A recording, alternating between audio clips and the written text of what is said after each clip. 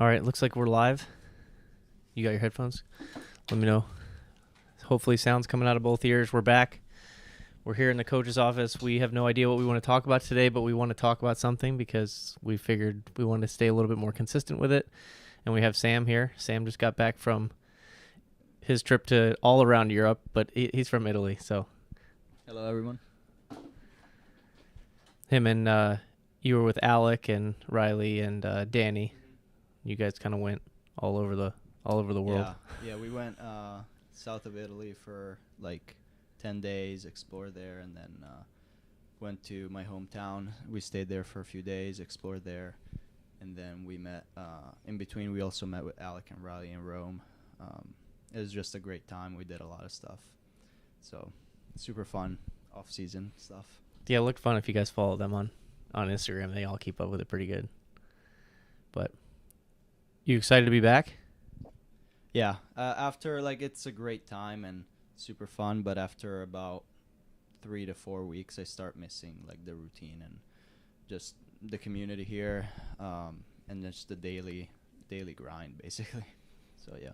Sam loves the daily grind. Yeah, do you remember your early days at the gym when you first sign up and you're getting in the swing of things? You have been here long enough to have also been in the other space, and I have watched your progression through just CrossFit over that time as well. And I remember vividly always seeing you snatch in the middle of that garage door for some reason. So tell us a little bit about everything that went on with your, right when you got here, and even why that specifically. When did you drop in? You dropped into the gym when you were 12 years old in the other gym. And I remember I took a picture with me and Alec, and you took a picture. Yeah. So that was the summer of 2017, and Okay. you guys were training for the games. You both qualified, and at the time, I just came to the U.S. for a month. No, actually 2 months to stay with my grandma, see if I liked it. That was before my last year of high school, because in Italy it's 5 years. So that was my 4th year out of 5. And I just wanted to see if I liked it, if I liked the U.S. and see how everything worked compared to Italy. But I didn't have a car, didn't have a driver's license. So I just bought a bike, and for 2 months I was biking 30 minutes to go to the closest gym, which was CrossFit Takeover, to my grandma's house. And so I just biked 30 minutes, worked out for 3-4 hours, and then biked 30 minutes again back. But I was I knew that this gym was here and you guys were here, and I was I have no way to get there, but I definitely want to go there and drop in at least once since I'm here. And I managed my uncle to give me a ride because he worked close to here, and then I dropped in and saw everyone, worked out. I think that was the first time I met Braden Mueller. Yeah, right. And I worked out with him. We did some GHD, D-ball, wall ball workout. It was super fun. And then the next year, I had this opportunity of moving here and going to college here. So I decided to take it. And once I graduated high school, I moved here that summer of 2018. And I remember, this was the main building in 2018, but we still had the other building, which we used to open gym or do extra stuff, and it was fun. But at first here, even Lindsay or everyone says you always snatched in the corner there. Because, I didn't know anyone. The only people I knew was Keegan, because I met him the year before at CrossFit Takeover. Mm-hmm. And that's he about it. comes in every now and then now. Yeah. So through him, I was hey, can I come work out there? And he started coming. And at that point, I had a car, so yeah, I was able to drive here 30 minutes. That's helpful. And I just started working out. And I think maybe after a month or so, you were hey, do you want to work out with us? What are you doing by yourself in the corner? Wait, Sam had Sam is the walking encyclopedia of CrossFit. We said that he got his degree. He's going to school and got his degree in CrossFit because he knows everything about all the history of CrossFit, which is pretty cool. But no, Sam coaches at the gym too. Everybody loves him. The 12 o'clock and the 1 o'clock class all the time, just because he can't get here any earlier because he sleeps in until 9:30. But we love having Sam around. And yeah, anytime we can have him on, we'll have him on again. Him and Georgie are good rotations into the podcast. Oh yeah, it's great. They pay attention to all the details that we don't pay attention to. Yeah, it's great to have, like, their eyes are on things that, I mean, just at like just the place in life that I'm at, I'm not paying attention to those things as much anymore. Yeah. And so it's really fun. Like, even like right when I walked in and he proposed a question. Did you hear the question he said when I what was the question? first walked in? Here, just ask it. The question you asked me right when I walked in. Yeah. No, not that one. The second one, which is the off-season competition question. You asked me what should we talk about? Yes. Yeah. Which was off-season competitions, and what was the second part? Should people be invited? Yes, and should someone get invited? All right. So in the general sense-making space of like when I'm usually talking, I'm always going to say something like, well, inviting others is great. In CrossFit, invites are the best thing that can happen. Sam snatching in the corner of the gym by himself when nobody, no one's around, doesn't know anyone ever. Being invited in from the periphery, from the fringe, from the outside, right, into the middle is what you want, right? So from like the meta sense, like, yeah, inviting someone is not bad. However, is it unfair for the competitor that has to qualify to compete against somebody who doesn't have to qualify? Is that a good question?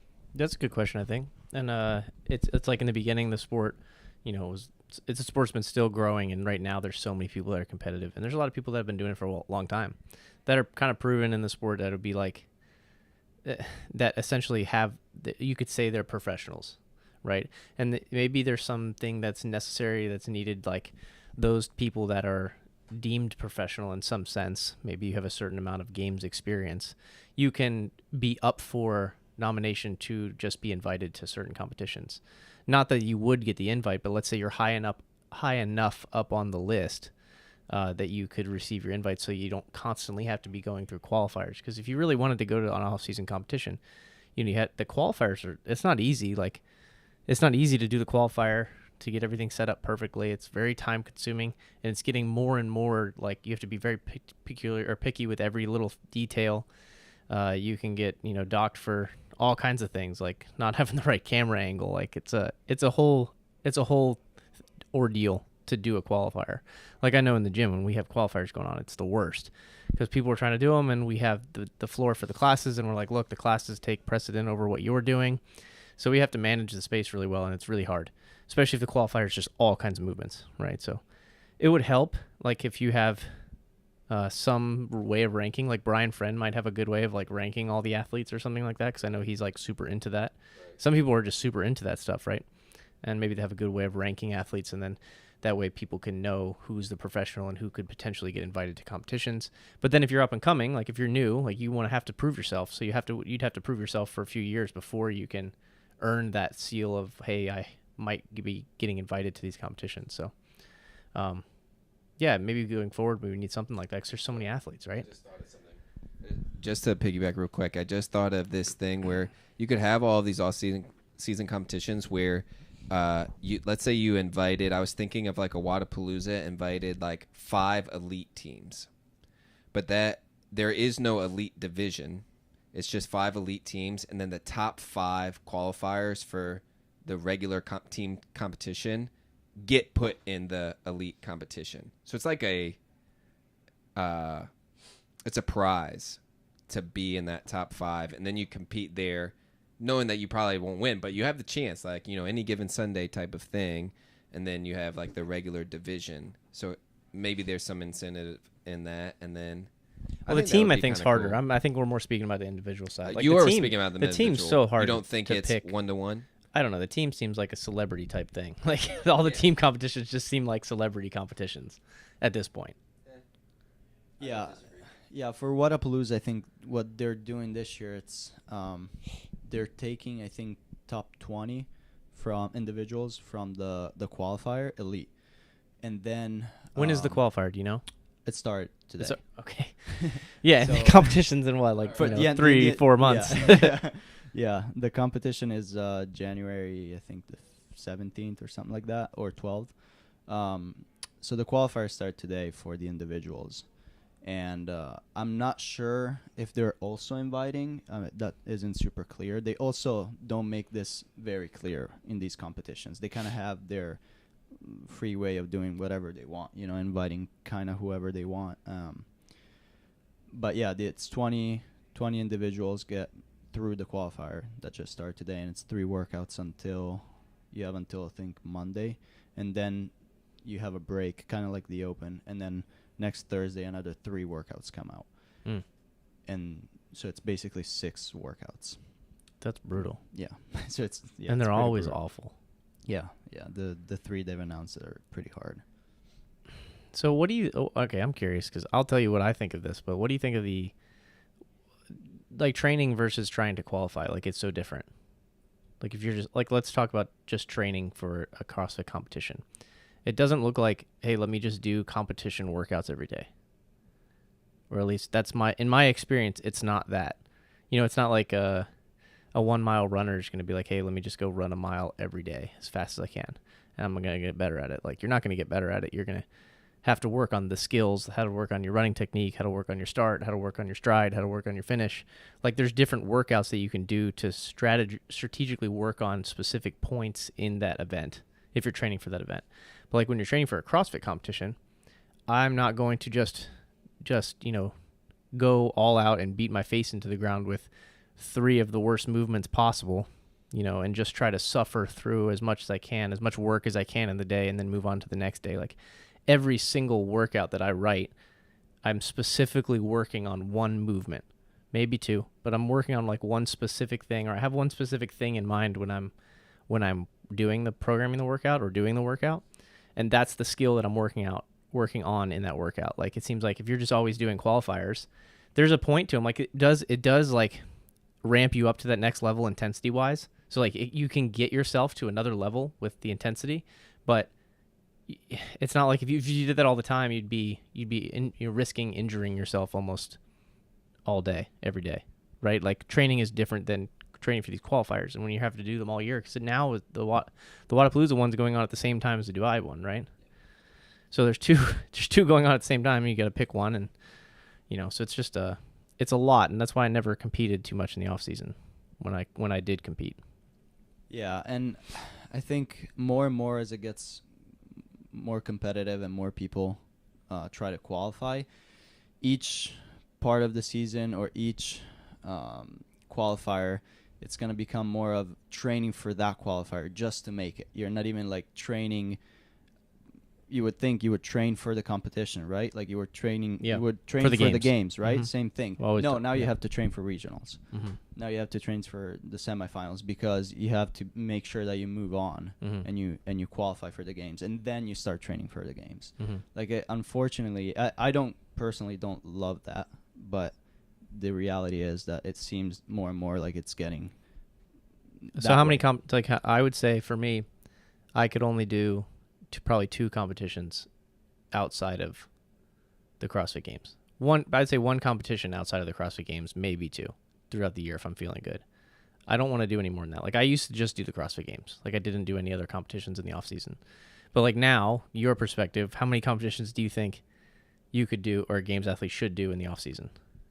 I mean, and now it becomes a lot about how healthy are you, like how are you able to put your body through training and that intensity of training and that volume for all these competitions basically year round, but also earnings and visibility, you know, because the more competitions you do, the more likely you are to earn money, to get popularity and just grow into the sport. So it's Or you could it's just be really good looking. yeah. but it's a hard balance to find. Like it's you have to plan your season, I think, smart. So how many competitions would you think is smart versus not smart? I think probably You like think 1 to 2 in the off season would Okay. be smart. What about Yeah. you, JP? 0 is my opinion. Yeah. But if it were to be any, then max 1. So obviously, if I'm of the opinion of 0, maybe 1. Like I could see Dubai, or even Wadapalooza not being a problem. But would you take it as seriously as the games, or would you take it? You know what I mean? Like, so me personally, let's say I'm you, and you were so singularly focused. So the entire time that I've known you, you were so singularly focused. It was never even a thought, like, or a journal entry or whatever you want to consider it. When you're like, when you're sitting down and you're really aiming at something, it was never, I'm going to win Wadapalooza on my way to winning the games. Yeah. Ever. And I don't know if there's ever been a games winner who's won Wadapalooza. But going to Dubai, I think the first year Fraser won, you got second, was the first year somebody went to Dubai and won the games on the guys' side. Oh, that's true. Okay. And you guys went 1-2 there and 1-2 at the games. But then after that, it never happened again. Yeah, I wonder if the field's gotten more consistent with a lot more athletes, more stacked. Like, the workouts leave it up to some athletes could do better than other athletes in specific workouts. So it does come down to the programming a little bit. Yeah, I think the incentive was there during that time to go to Dubai. Yeah. It might still be there. I haven't looked. I like Dubai because seemed very there was not a lot of pressure. Like, it was like a very professional competition, really well run, well organized. It was fun. The events were challenging. It was just like the games. Yeah. But there was like no pressure. Yeah. Or at least I didn't feel the pressure. That's it. You know what I mean? So like I could go out and compete differently, and it gave me like a good taste of competition outside of the competition. But you're right, it wasn't like something that I wanted to go set my sights on or something like that.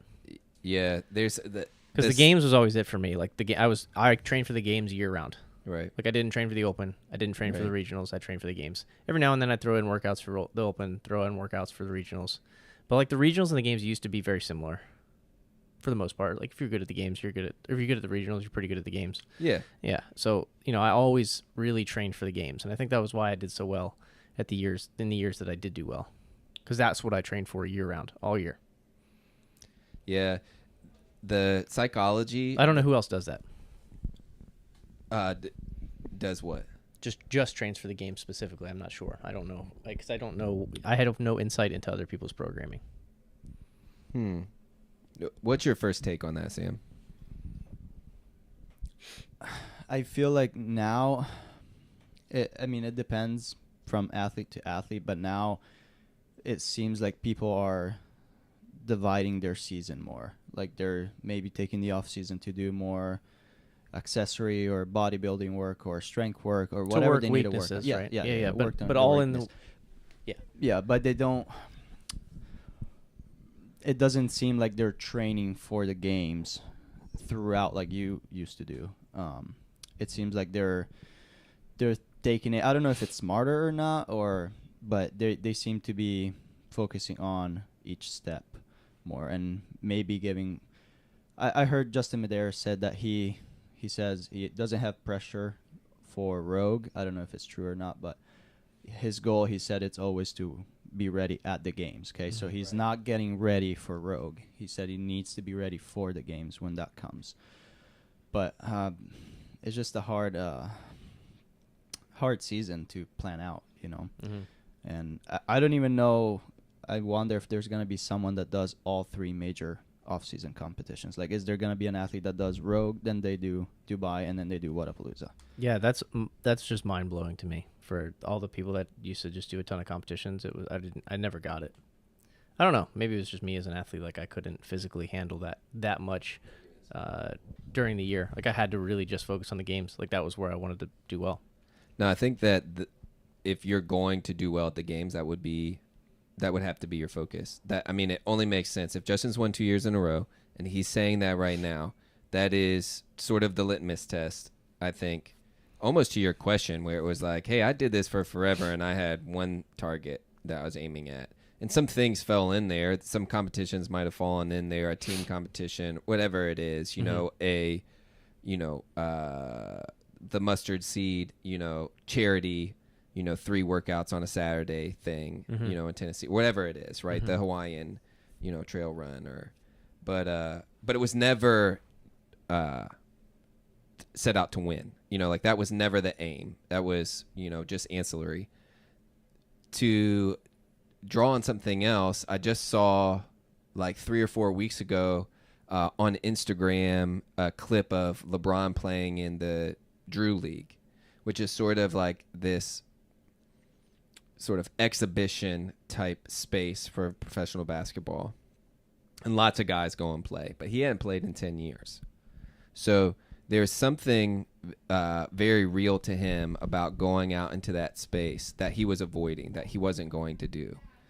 You could say it was out of need, fill in the blank for, the reasons why I wouldn't do it. But my mind immediately goes to what you were saying, where it was like, no, it's way more important to be ready for the first game of the season and then the next 120 that follow for him than to go and do any of those things, to get any coverage, to, like whatever. He's going to do what he needs to do and focus on winning the championship, at the end of the season than what that is. And then, so JB, why did he play in it this year, whatever it is? Maybe he needed another litmus test. They had a really bad season last year. He's got sort of injured the last 2 years. So his body's kind of breaking down now. He has billions of dollars to take care of it, and it's taking a toll on him. So maybe going and running a little bit this summer was a test for him. Do I still got it? Should I put my hat in the ring? Well, he has to. He just got 100. I think he got 100 mil for 2 more seasons. I think he just got 50 mil a season. So, there's that.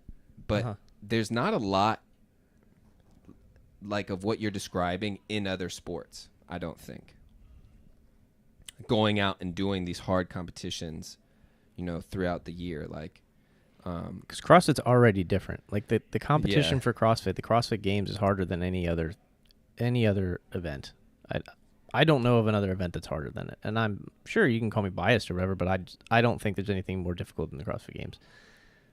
Maybe like there's some distance stuff that's mentally more challenging, and like you could argue that like sure 100-mile race or something like that's really difficult, but it's like 3, 2, 1, go. You're lining up. You're doing it once. Like you're preparing for that one thing. Then that's it. And it's like the decathlon maybe, but it's 10 events, and half the events are like a quick explosive effort. Like it's not like every event is max effort or anything like that. Max effort in the sense that you're maybe jumping as far as you can or something like that. Like a little more skill involved. I know what Hunter McIntyre said that cyclists were like the Tour de France cyclists. Maybe maybe that's in there for sure. The hat in the ring, hat in the ring for sure. Like those guys are freaks. Like the amount of power they can put out for the extended period of time, it's crazy. They're all doping too, but it's one thing and it's very specific, and that's what you train for. So I don't know. It's hard to think of other things that are harder than CrossFit Games. Well, it's just 2 lifts. You get 3 attempts. It's not like the training's brutal, but like all training's brutal. But like training for the CrossFit Games is just like, there's so many things you have to be good at. Yeah, so many tests, so many just the variety of tests, because it could be a long workout. Then you have lifting, then you have dumbbells, then you have gymnastics. Just there's nothing that includes that many movements and disciplines from other sports. So it's like, to me, it's starting to begin to turn into a sport of movement. It's almost like who can move the most efficient through the broadest variety of tasks. It's really it comes down to whose body is most efficient.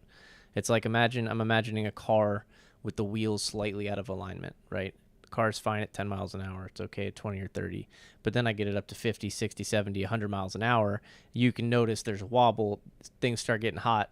Then something breaks. It's like, that's what you're doing when you're going to the CrossFit Games in every event. Like you're testing your body to the absolute extreme. Like you're pushing the speed of your movements, the speed of your lifts or whatever. You're pushing them to the limit, and finding who breaks first, right, or who slows down first. So it's like becoming, you're seeing now like the most efficient athletes are the ones that can save the most energy for the entire duration of each event, and the whole culmination of the events is the one that wins. And you used to hold on to the philosophy that not capacity,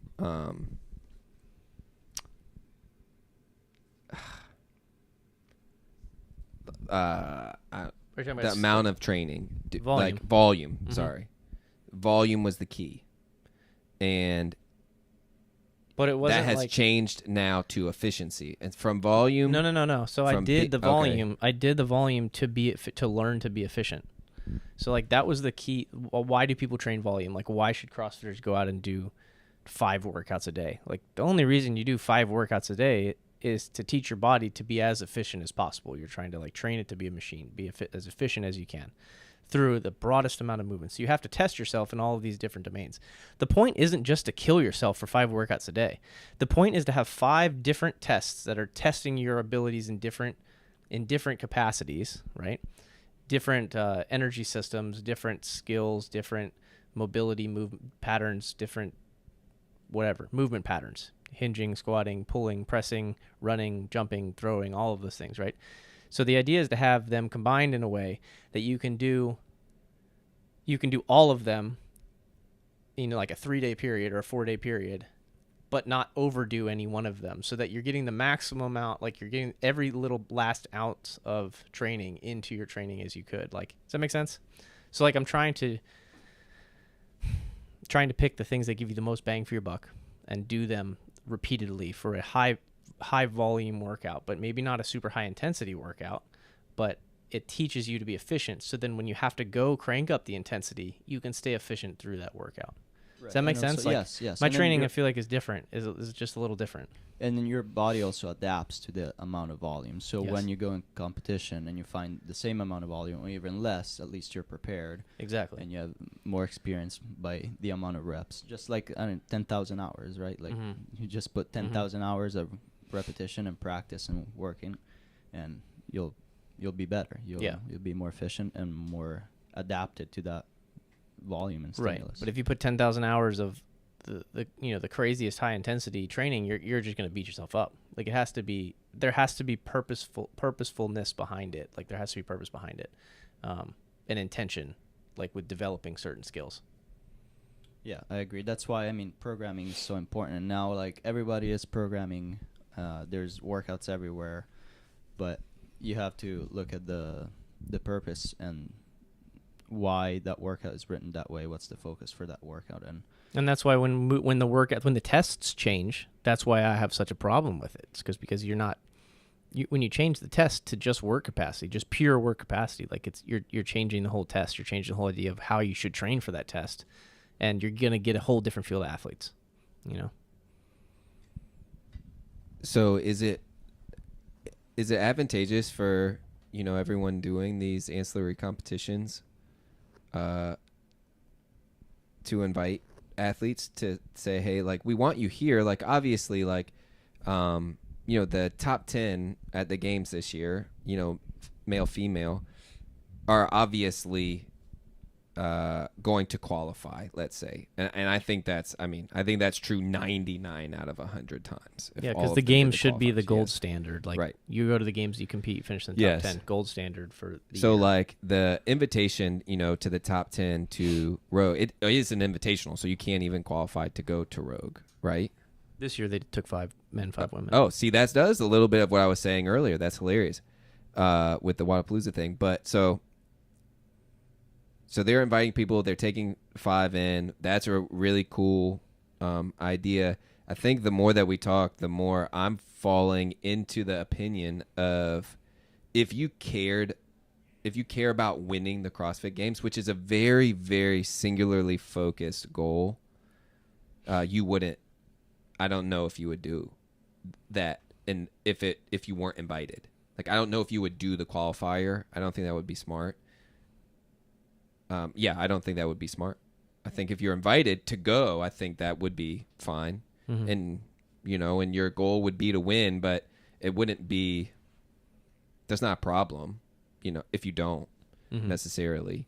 But then you got, all of the people, the talking heads on the internet. So where is that good for you? Is that good for your psychology if you go and don't perform well and you don't, you're just trying to, let's say, market yourself a little more, and not maybe let's say you go 95% or whatever it is. You end up in 5th. Let's say Justin went 95% and got 5th. The whole talk of the town for 6 months would be about the 4 guys that beat him, blah, blah, blah. What is he doing? Should he do that? Is this detrimental or whatever? And it's like, well, you shouldn't go to a competition unless you think you can win it.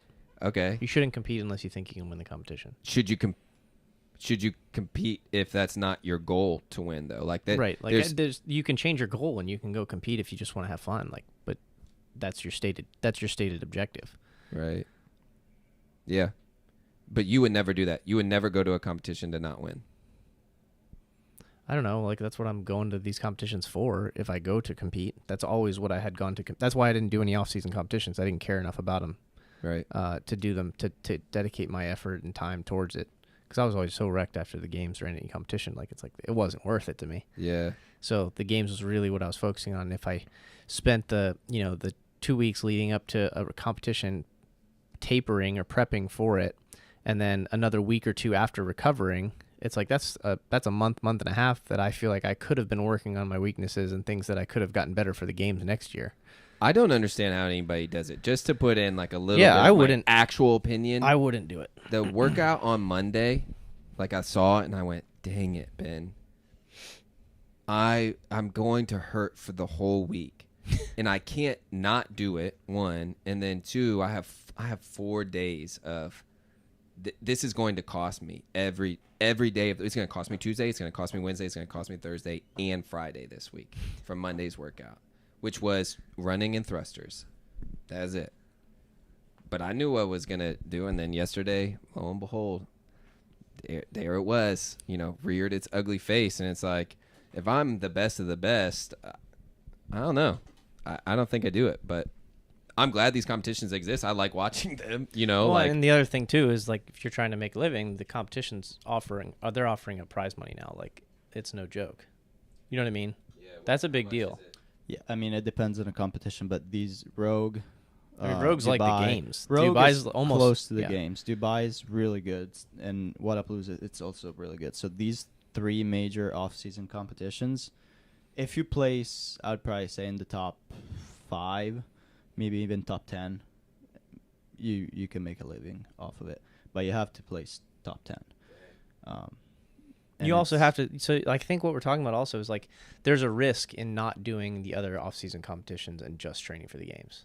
Like you're taking a risk when you do that because you're taking the opportunity cost is, hey, I could go do decent I could go finish 5th in 2 other competitions and make $100,000 or $50,000. It's like that's money for the year that I could make, but I could put all of that aside and I could keep my headspace clear for the year and prepare everything I have towards this one competition with the hopes of winning.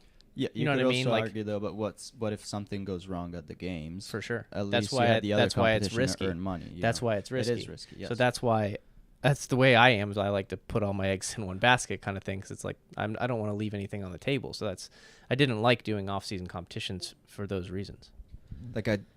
It used to be the thought of like the professional CrossFit athlete needed to be focused on the games like you were, but also own an affiliate because they needed to pay their bills. They couldn't be a starving artist. You can't be a starving CrossFit athlete, right?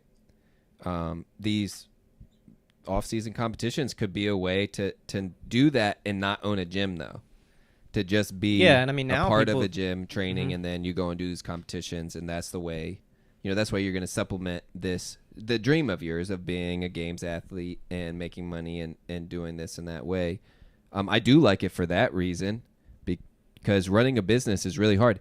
Running this gym is not easy and everything that goes into it, all the time, all of the attention, all of the money, the focus, the nuance that goes into running a business in general is outrageous. But doing that while actively thinking and focusing on becoming the best in the world at something, that seems impossible. I'll tell you can't do it. I mean, I didn't do it. Say that sounds the year impossible. that I won, I didn't do that. Like this was all I did was train. Like all I did was focus my attention on the games and focus my attention on how I can get better day in and day out and the little daily routines that you go through. And obviously I had the other things in my life. Like it wasn't just that, but that was what I dedicated the majority of my time, effort, and attention to. And that's what it took for me. I couldn't be paying attention to all the things I'm paying attention to now. Yeah. And go do the same level of effort into training and competing. It's just a different time of my life. Right. You know, like that opportunity was there when it was there.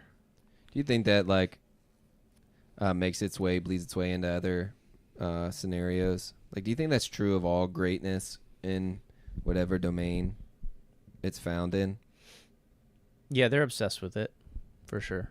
I don't think it just comes naturally to people. I think it's a combination of talent and hard work. I don't think it's one or the other. What do you observe? Like when do you want to be like a regionals games? Do you want to be a games athlete?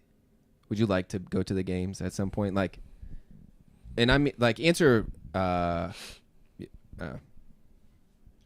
mean, it's kind of like the dream of every CrossFitter, you know, to go to the games. But then you also have to be realistic. You have to see what else is going on in your life. Can you dedicate like what it takes to it? And like for me personally, I don't like to like shoot too high. So my goal would probably be to get to regionals first. You know, get to semifinals, regionals, get to that level, be able to compete at that level, and then go from there. Just like a natural stepping stone. Yeah, I wouldn't say I want to be a games athlete and I haven't even gone to regionals. Would it be nice? Yeah, but Let's yeah. say, but that is insinuating you want to go to regionals, which means you want to go. You want to see if you have what it takes to get there to then get to the next stage. Yeah, I would love that. Yeah. So do you see, like when you're here and you hear Ben say what he's saying and you know the success that he's had, what does that, what are you pulling from that, or what are you observing in that, and what is it telling you? What are you being informed, gaining, gleaning, all of the things that you can do from being here, being with him, training with him, hearing what he has to say? Does it empower you? Does it embolden you? Is it like, oh, all right, I'm with the guy that can get me where I want to go? Or how much of it do you think it is being with the person and people to get you where you want to go, as opposed to I need to put my head down and I'm doing what I need to do and I'm going to get where I need to go?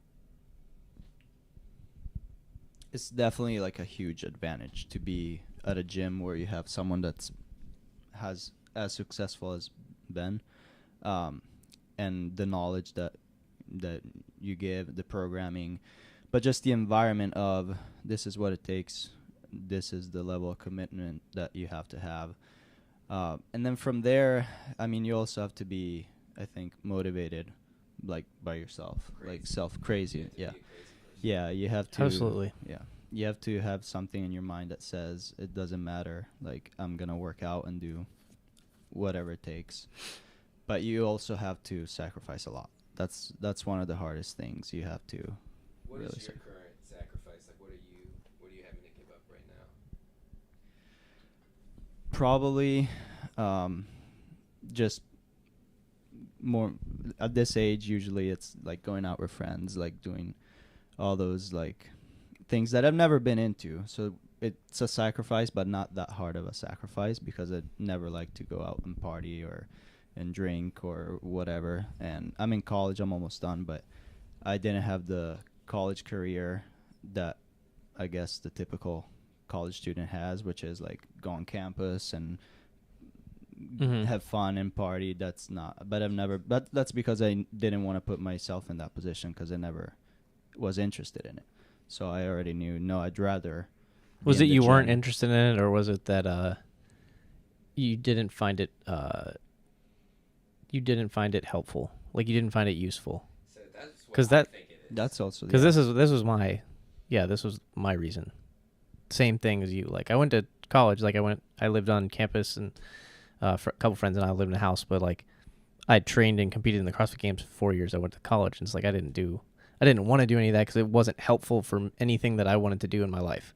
And I didn't know what I wanted to do with my life. Like, it wasn't like I had some crazy, super focused goal. I just knew that the partying and the wasting time doing all kinds of other things wasn't helpful. Like, it just wasn't. It didn't build me up, and so I stopped doing it. It's like, it's as simple as that. You know, it's not like I didn't have fun. Like, I had a blast. Like, I loved my time. You know, and I look back on it and I wouldn't change anything. But, you know, it's interesting. It's not really like like you said, it doesn't feel like a sacrifice, but to a lot of people, I think it is. But I don't know. It's just, if that was what it was, is it not useful, or was it just you didn't want to do it? You know? No, for a combination of both. But I've never just liked it in general. So it really was mainly that, and then I was like, okay, I'd rather be in the gym, like, or in the every day, classroom all day, killing, killing myself. Yeah, right. I mean, you're studying all the time. I mean, you're in here and you're in the other room. Like, All right. So working college. this is interesting, and you know, absolute truths are non-existent. Maybe, I don't know. Up for debate. However, I loved partying. I love to party. I still love to party. I would love to party. Like, I just love to party. You know, I'm that guy. And I had to sacrifice it. I mean, my life changed. There's so much that goes into that. So much of my redemptions, all of it, right, was like partying needed to be set aside. I like doing it too much. But I was also not good at school like you guys. Like, I wasn't focused in school at all because I wanted to be out partying. Those are two different things. But also, I don't like to suffer in the gym like you guys do. Like, you're able to suffer in spaces that I am not, but it's just you choosing to do it, and I am unable to choose to do it, or something like that. No, like, why is that the case? What did you say? You said you weren't good at school and you didn't try. You said no, something- I you didn't try, and therefore I did not receive the marks that are good. Okay. If I had tried, if I was able to try, which Or is if a you choice. if you knew the things that would come from trying, if you had your sights set on something beyond I just want to go party. Right. I knew I was aiming. This is at. where the goal comes from. You know what I mean? No. Like, I was aiming at a specific thing. Partying was not the aim. I was aiming at other things. Partying was a means to get to other places and other things and other spaces. Just like focusing on homework is a way to get to other places, spaces, and things. Mm-hmm. I get this. Mm-hmm. But I don't. I typically didn't choose good things to aim at. Mm-hmm. You know, and you guys do, like, it's almost like your natural disposition, and you're so looking also back, great at looking this, back at it. How does that? thing. Yeah, I mean, looking back at it, how does that change the way that you perceive the world? Then, like, it's almost like if you're perceiving the world that way, it's almost like you're just not looking far enough. Is that what it was? So you know what I mean? Like, your vision, like you were just looking right in front of you here. You weren't looking to you or correct. to beyond, right? Yeah. That's good. I was not projecting very far out into the future, at all. I mean, the majority of my days were based around nicknaming days of the week in some type of, like, pun towards drinking. You know, it's like you wake up in the morning, it's like, Thirsty Thursday, let's get it, baby. You know, and yeah. So yeah, you're right. You know, like my world was like 16 hours at that point. You know, and I was waking up at 2 anyways. I was like, all right, bro. So why do you think people like suffering in the gym, and why don't you like suffering in the gym today? And when I say well, suffering, I'm back in a space right now where, like, the other day I was like, I'm gonna make this hurt.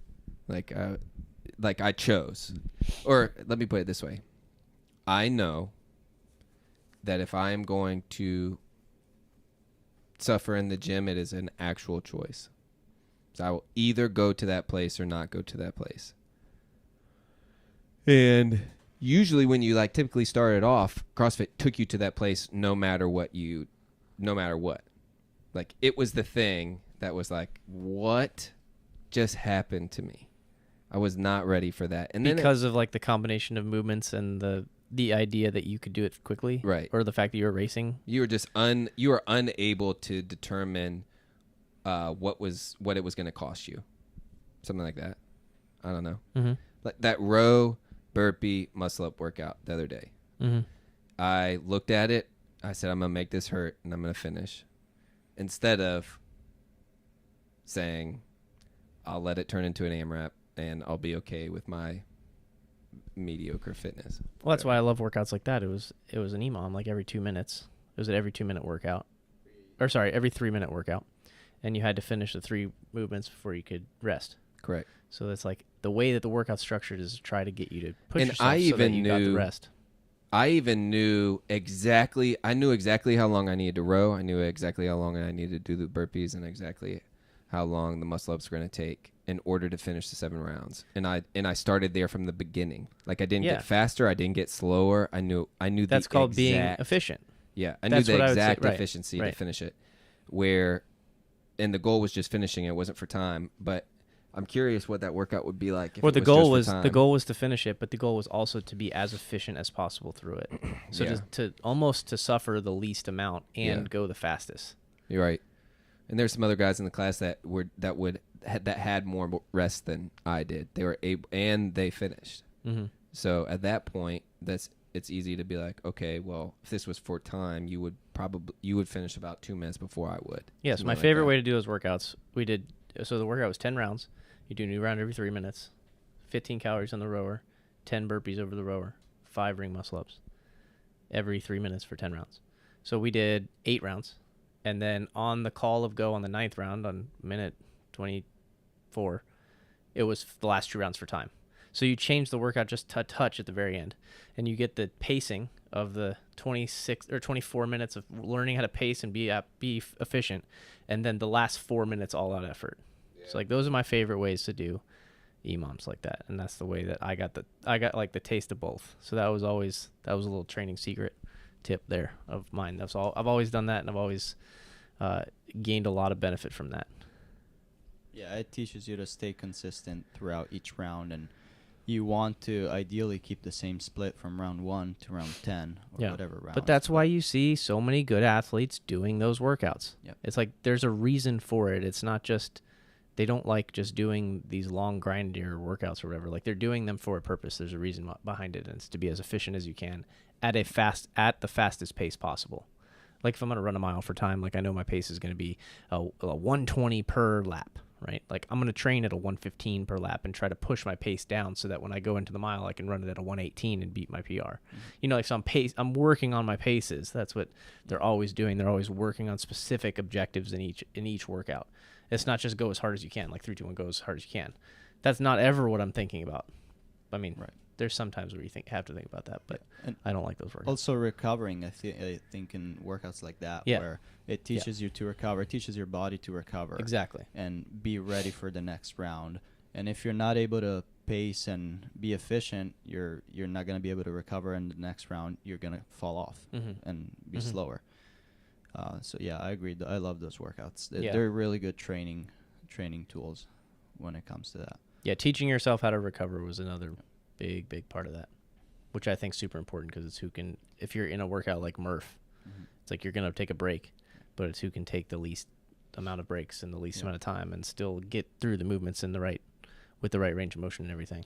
Also going back to kind of the off-season competitions, and it's unfortunate and it's sad that if you start competing more and doing that amount of competitions, that amount of training that is required to compete at those competitions, of course you increase the chance of injury, and that also, like in my opinion, facilitates, or let's say gives an advantage to people that are, of course, like doing stuff like drugs and stuff, because you're gonna be able to, if you're on performance enhancing drugs, you're gonna be able to recover quicker from training. You're also gonna get less likely to be injured. And that's the name of the game in CrossFit. Now it's the name of the game, yes. And then you're gonna be able to do as many competitions as you want, as many qualifiers as you want, train super hard. So that, I feel like it's now that the sport is evolving and there's more competitions, more athletes competing, and newer athletes. I think that really needs to be a focus of these competition of the season, testing and all of that, because it's just Yeah, I mean, I'll be a ridiculous unfair advantage if you're able to, if you're not getting injured, just that. Yeah. It's a huge Yeah, I hate even getting into that topic because it drives me nuts. I mean, do you think it will ever be? No. Okay. No, it won't ever be solved. It won't ever be fixed. But, it's one of those things that's kind of outside of your control. So. What do you think the best thing for somebody that wants to go to the games, compete at a high level, potentially win? Do you have advice for that person? I mean, I think we're talking to a very small number of people. Yeah. When you ask that question. But it seems to me like everybody's trying to switch camps. They're all like, it's like fighting, right? Like I like following fighting, and your camp matters. And people are now all over the place switching camps. And I like the camp here, but nobody here is really trying to win. I mean, outside of Laura and Danny, who come and train, who are here, right? The camp talk is interesting to me because it's kind of getting to like a new place where like it was sort of like you had programming from somebody, but it's now turning into camps. Like you go, you immerse yourself, and it's a thing until you get to the games. Or maybe I could be wrong, but that's what I'm perceiving. I think these athletes are just looking for a training partner. Personally, like I don't think at the level that they're at, like it's like you can follow whatever program's decent, and you probably get a lot out of it. Like sure, you need to fine tune things for you personally for your competitions and things like that. But it seems like people are just looking for a good environment. Yeah, and you mentioned the other day, like, you get to a point where if you start having, these camps with 6 or more of that high level athletes, then the coach is not going to be able to give the same level of attention to each one. Only one of you guys is going to win. You guys know that, right? Yeah. Like that's the goal, right? Right. Only one of y'all is going to win. Yes. You're just looking for a training partner at that point. A training partner that you think you can beat every day. Because you have to, otherwise you're not going to feel like you're good enough kind of thing. Like Sam, do you watch Formula One? That. There's a weird thing that happens in Formula One where there's 2 drivers for the team and they both get the same car, and your goal is to beat your teammate first, obviously, because they have the same equipment. You're racing 18 other people, and you want to beat those 18 other people, but you can get sort of bogged down in just beating the other car on your own team, which makes it very interesting when you have a camp and you have 6 people, and then you start doing this. There's not a game within fighting. a game. There's this game within the game. Yeah. But there's also maybe that could be good. You could be charitable to that in the sense that like having the best training partner would be good. Having somebody that's better than you, in certain areas or whatever is going to be good. Like you training with Alec was great. That's a phenomenal thing to have somebody that's so good at so many things to be right beside you doing all of this together and seeing, what happens. Yeah, that one worked out because he was better at the things that I wasn't as good at, and I was better at things that he wasn't as good at. So we were both stretching each other. And right. So you elevated each other because of that. I would say all so. Right. So that would be the goal of these camps for these people. So you could make an argument that you could actually handpick a camp. Hey, let me actually analyze. You could do the analytics on like these 4 people and say, hey, you all training together has a really good chance of, obviously not all of you can win, but you were 26th, you were 18th, you were 10th, and you were 7th. In these certain specific areas, or whatever it is, it looks like if you train together, you might actually go 20th, 10th, 5th, 2nd. And then next year, you're 15-8, 2-1 or whatever. I don't know. Maybe you could do something like that, but I don't think anybody's thinking that way. And the best of the best, when they get trained by somebody, you go to Mike Tyson, you look at Mike Tyson and Customato, and you go, it was him and only him. Well, there needs to be a level of self-drive. It can't be like, I need this team. You know what I mean? Like, I need all these other athletes competing at my level. Like, there needs to be a self-drive to do that, and you should be able to do that. Yeah, and if you really want to win.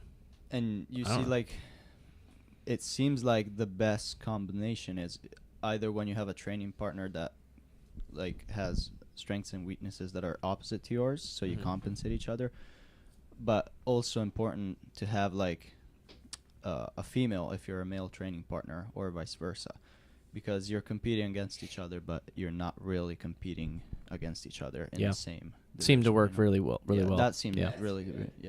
That really. You're just in a different division. Yeah. And that's what basically Laura's doing, training with you, and that's what Matt and Tia used to do. I saw, and now Ellie Turner and Justin Medeiros, they're together. They're like training together. They're dating, yeah, but they also have been training for this year's games together. Just them two, basically, and they compensate each other, and that's why but their camp is just them two, you know. And they both did. Of course, he won again, and I think she did better than last year. So, yeah. Interesting. I didn't know that. I mean, I definitely didn't know that. This is why we have Sam. Right. Good luck, Justin. I had a little bit of the same thoughts too. Oh, you're mixing fire and water together. Well, I don't know how you do it. I am overly competitive, like to a fault. And when you were talking earlier about a few things, I was thinking, like, there are certain spaces when, like, it is legit. I'm here to win, and that space is the basketball court. I don't care where it is. I don't care who I'm playing against. It's really hard to turn that off. Really, really hard. And I went and played recently with a group of guys where, like, I wanted to go as hard as I could because I wanted to win. But then it was also a place where, like, I just shouldn't do that. Like, it was actually a space. It was a real time when I shouldn't do that. However, there is an argument to be made that that's not actually the case, because me going as hard as I can would make everyone else there also have to go as hard as they can. Like, I'm going to bring up my 4 teammates. Like, legitimately, you play at a 5, you're going to need to be at a 6. If you play at a 7, you'll be at an 8 level of intensity, right? There's that aspect, and I don't, and maybe there's a little give and take, but like, this whole, like, like, we're out here having fun idea doesn't compute with me almost ever. But I feel like you guys got that in the CrossFit space, where sometimes I go out there and I'm like, yeah, bro, I'm just here to sweat. Do you think I do assault bike intervals for fun? Right. I think I have the same mindset towards training, towards a lot of things. But I'm only capable of doing it really well in a certain couple places. Like, I'm very competitive. Yeah, I think that was a little bit. But in the places where I'm not that competitive, I'll tone back the competitiveness. You know what I mean? Like, I went out and tried to beat Clayton in cornhole the other day. I couldn't do it. Right. But I was trying to beat him. Right. With the same intensity that I would try to beat somebody in the CrossFit workout. That's a good point. But it's like, you can't be the best at all those things. I think, especially at that level, there still needs to be the workouts that are fun, and usually the workouts that are fun, if you think about it, are the ones that you're good at, right? And your strengths. And if you're good at those movements or that workout, you're probably going to enjoy that workout. But then you also have to add in the stuff that is not fun, which is usually what you're not good at, or just assault bike intervals, which suck for everyone. But in my opinion, like, I do CrossFit, and I'll probably keep doing CrossFit regardless of competing or not, because I just love working out, and how I feel after I'm done working out, and I'm like happy and proud of the effort and the sweat and the energy that went into the workout. Would you say you like see you're motivated by progress Yeah, in a yeah. sense? Progress That's what I would and say. effort. Progress and Yeah. effort. Like, yeah, what you. 'Cause put I in. wouldn't say I'm having fun, but like it's fun when you see progress. Right. Like I enjoy that. I'm addicted That's to almost. something. What is it? You want to ask that question in the microphone Yeah. I'm addicted to something here. in this environment. Yeah. Mm-hmm. What is it? But like What do you all think it is that I'm addicted to? Camaraderie. I think it's the process of becoming better than you are. I think that's why you like having a conversation with somebody that maybe thinks a little different than you.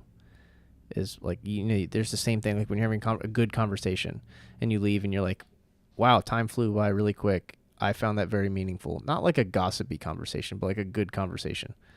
And it's like that experience was something that lifted you up to another level. Like it brought you somewhere higher. Like it moved you up towards something good. And it's like that's what you get here in this place. So it's like that's what I'm chasing. And because I'm always chasing that, it's like I surround myself with people that are also doing the same. And then we all lift each other up in a sense. So it's like I like the progress. The progress is fun for me. Yeah, I really like, for me it's like what I put into the workouts, and okay, I'm happy how that workout went. I'm proud of that effort. But then, I mean, in the gym in general and what CrossFit has that's different is it's really just the community and everything. Because I don't know how long I would last if I was by myself in a global gym or in a garage, even just always by myself working out. I don't know how long I would last. Yeah, it's What do you so think? wild. I'm not sure. Like it really is. Would you disagree with that? No, not at all. It's I'm sure there's a little piece of like most people's stories on like what makes them addicted coming back, a part of yours. And like for me it's interesting noticing like when I'm away, like I can't wait to get back. Like it's a home base, it's a place of peace, it's all of these things, but it's all tied up in doing something, because I know if I come in and I just if you don't do it, and don't do anything, it's not the same. I leave unhappy. And it's not like unhappy, disappointed. Oh, you didn't do something today. You didn't burn calories today or whatever. It's like actual like void, like missing something. Yeah, it's like when you sit around all day and you have a list of things that you need to get done and you don't do any of them. And you don't do anything productive. Like you feel like that. You feel pretty crappy. Right. And but it's like once and the gym helps you, like it helps you create a sense of you're ticking those things off your list in a sense, or like you're getting to another, you're placing yourself in a better position than you were 1 hour prior. Right. Like you're building momentum. Like maybe this is help. It's like a little momentum builder. You walk in and it kind of gives you a little push. Like there's wind at your sails rather than a headwind. Like life always seems like a big headwind all the time. And when you walk into the gym here, it's like the headwind, the workout, exactly what it is. And you're like, let me go crush this thing. And then you have that sense of like, I defeated that, or I accomplished that, or I'm proud of my effort. And because of that, I can build momentum towards all of these other things that it will carry over to in my life. It actually has been a lot recently. I've been dominating being helpful at home to Julianne. And some people are just good at this, like naturally noticing. And I'm not one of those people. But I have been noticing recently, which has been, and it's been awesome. And it's sort of, I don't know where it's coming from, like. Maybe it's coming from my Bible reading. Maybe it's coming from my gym time. Maybe it's coming from my conversation with friends. Maybe it's coming. I don't know. Like legitimately, I'm being 100% transparent. However, the spirit of helpfulness has come upon me for some reason. And I'm thoroughly enjoying it. Like, it's so strange. This place has something to do with that. I don't know why. I'm convinced. I'm convinced something. I don't know what has changed, but it's very strange to me. I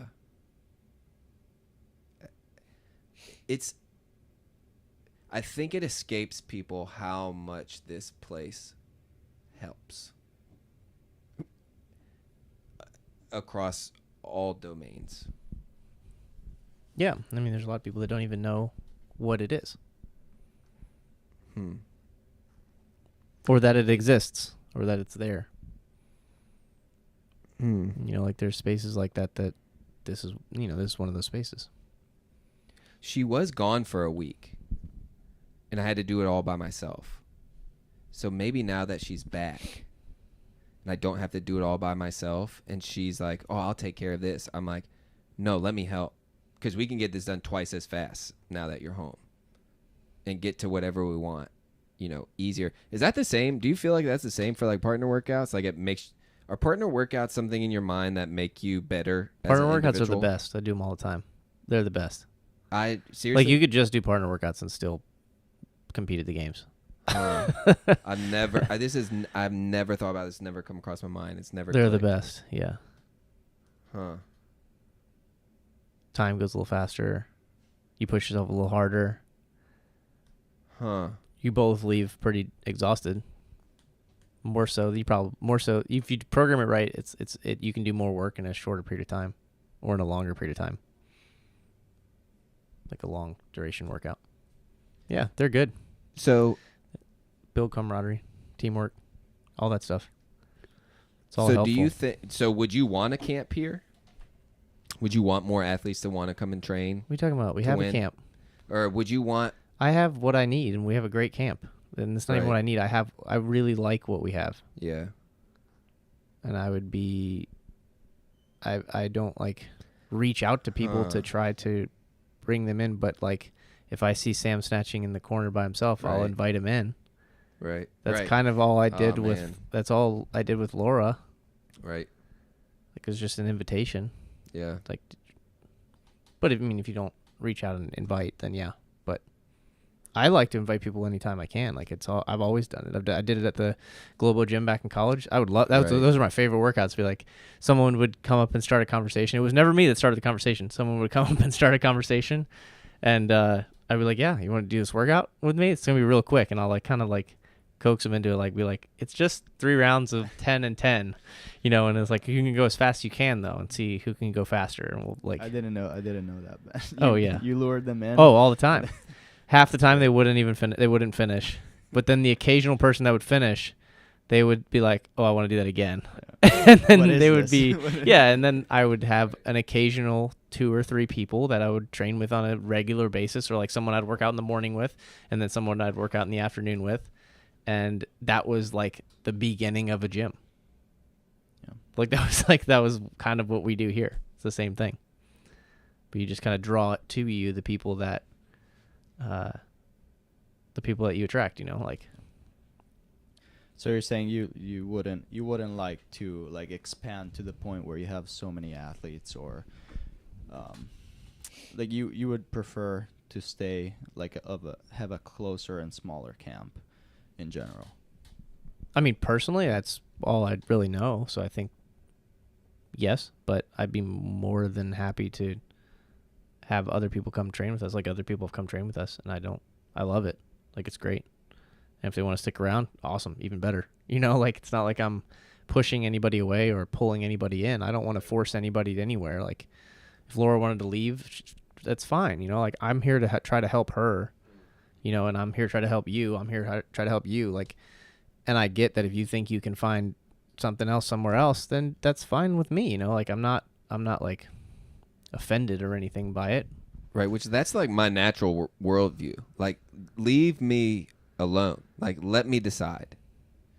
If I want to be here with you guys, I'm going to choose to be here with you guys. Yeah, but I like, don't want to be here with you but guys. my I'm gonna choose job to is be to somewhere try to else. create the best space that Yeah. somebody might want to be that could help them grow the most. Right. And I think that we do that, you know, and people are always invited, you know, just so that's clear out there. Like, people are always invited. It's just not everybody takes the invitation, I guess.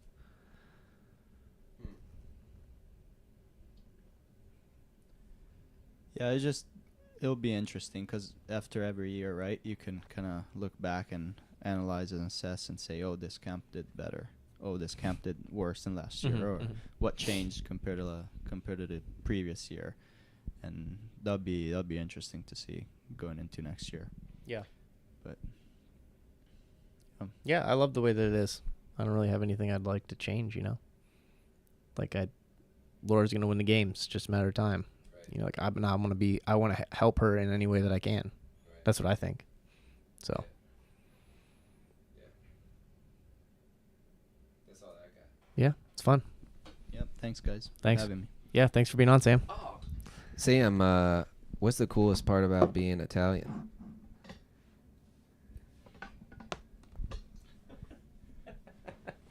Having experienced the best food there is. Amen. Since most people don't have. Yeah, I think that's it. I could sit and do